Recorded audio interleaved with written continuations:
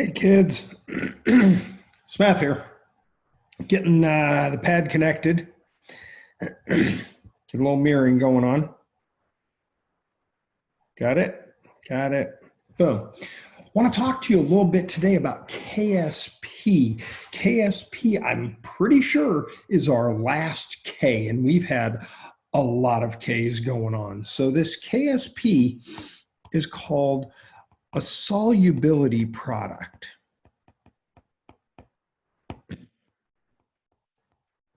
And what this is going to be used for is for all these insoluble salts that we talked about. We're not going to use a KSP with something that's really soluble, something like potassium nitrate. That's not really a concern of ours. Instead, we're going to use this with things that are slightly soluble, or even those gray areas where things are insoluble.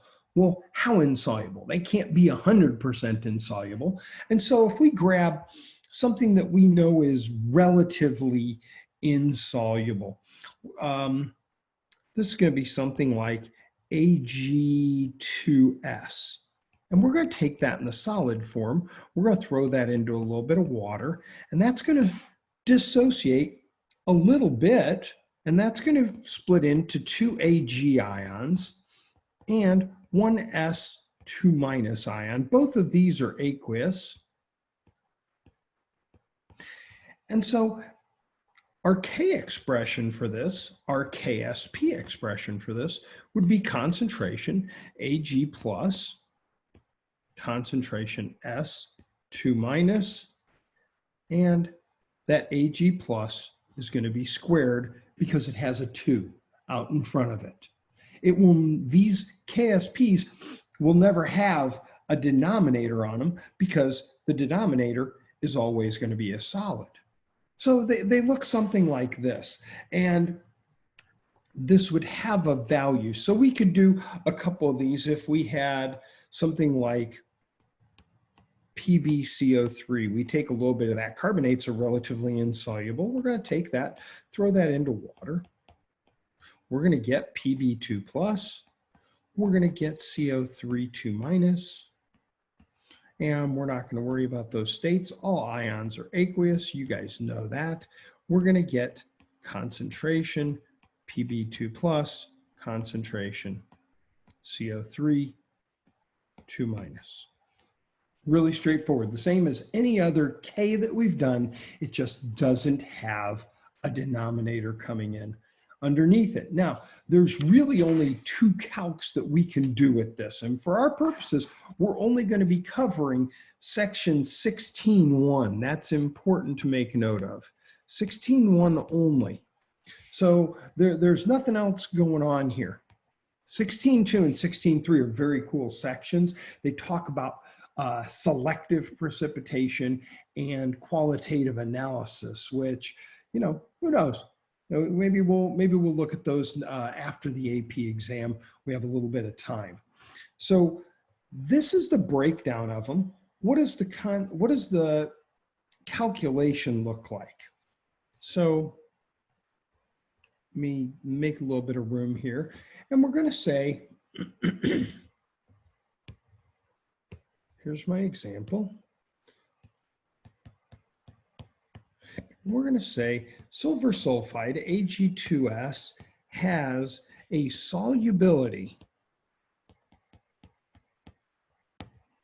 of 3.4 times 10 to the negative 17th molarity. So not real soluble here, kids.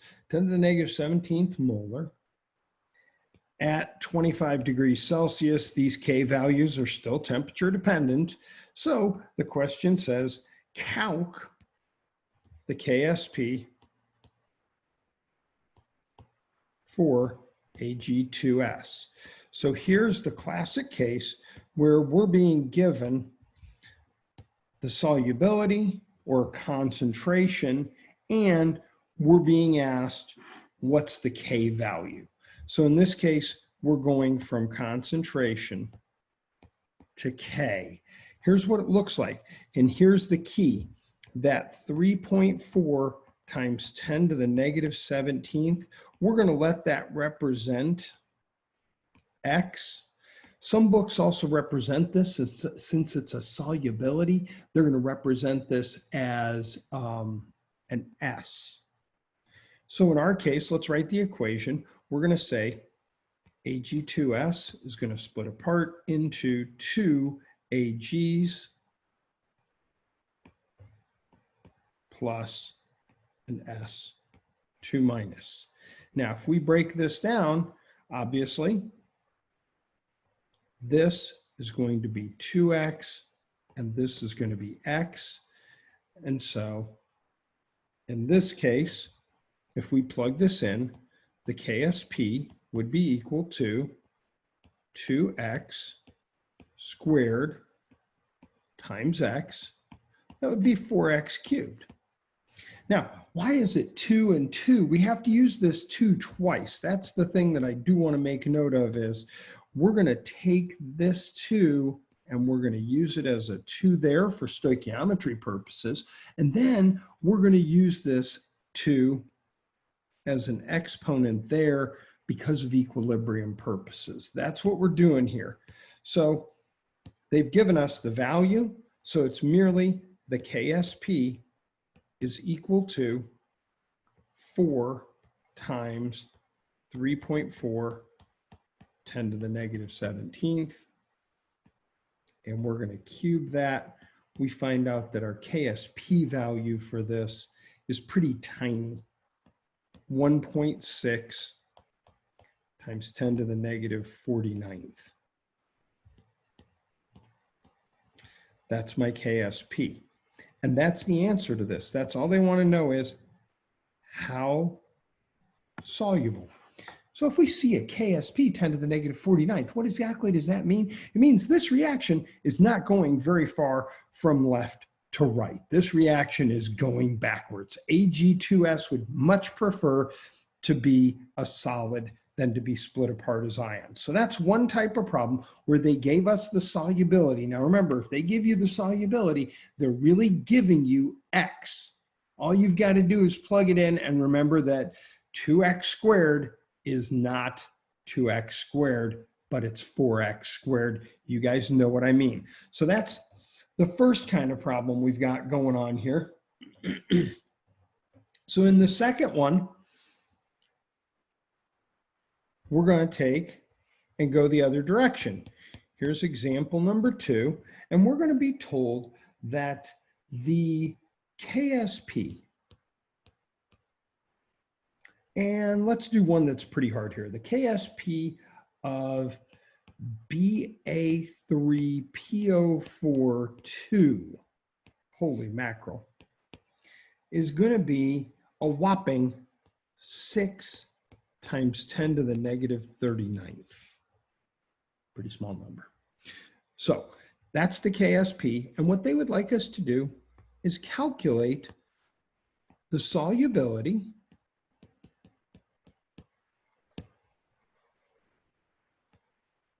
of Ba3PO42.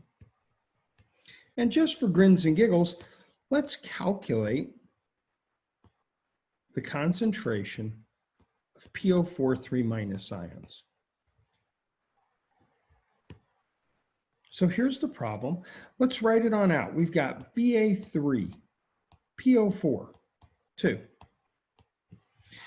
All right, and that's going to split apart into 3 Ba2 pluses plus 2 PO4 2 minuses. So what we basically have here, this is the ugly of all uglies. It can't get any worse than this. This is 3x. This is 2x. So my Ksp would be equal to, if they asked for a Ksp expression, it would be equal to concentration of Ba2 plus cubed, concentration of PO4 3 minus squared. And if we substitute here, we would have 3x cubed 2x squared And that's equal to my Ksp, which they told us in the problem was a whopping 6 times 10 to the negative 39th. Most of you have already calculated this. 3 cubed is 27 and 2 squared is 4. 27 times 4 is 108. X to the 5th equals 6 times 10 to the negative 39th. Factor that down to x. And x is going to be equal to 9 times 10 to the negative 9th. And so that would be equal to my solubility. That's half of the answer. Now remember, they also asked us for calculate the PO4 3- concentration. So the concentration of PO4 3- is equal to 2x. That's going to be 1.8 times 10 to the negative 8th. Slap a molarity on that, and then come around, and those are the two answers that they want. This is a problem where we're going from Ksp to concentration, which is the same thing as solubility, aka solubility, concentration. Those are the two kinds of solubility problems we've got to do. I'm Smath, and I hope this video helps you, and it's going to take me a minute to get out of the recording.